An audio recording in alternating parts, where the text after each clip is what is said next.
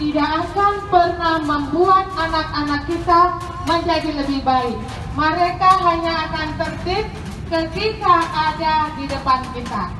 Didiklah dan bergaulah selama kalian ini dengan penuh kasih sayang, toleransi, saling menghargai.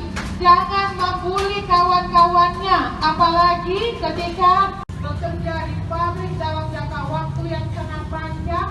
Dan jikapun anak-anak harus bekerja untuk membantu para orang tua, minimal usia mereka sudah 15 tahun. Dan pekerjaan yang dilakukan oleh anak bukan pekerjaan yang membuat mereka tidak bisa sekolah, tidak bisa bermain, tidak bisa beribadah. Ya, jadi boleh bekerja hanya maksimal waktunya 3 jam 1 hari dan tidak boleh mengabaikan waktu anak untuk mendapatkan hak-haknya yang lain. Mungkin ini pesan yang ingin kami sampaikan dan kita akan mengakhiri sesi pembinaan ini dengan meneriakkan yel-yel ya, Ibu akan padu ketika Ibu bilang, siapa kita? Anak-anak jawab, anak Indonesia. Siapa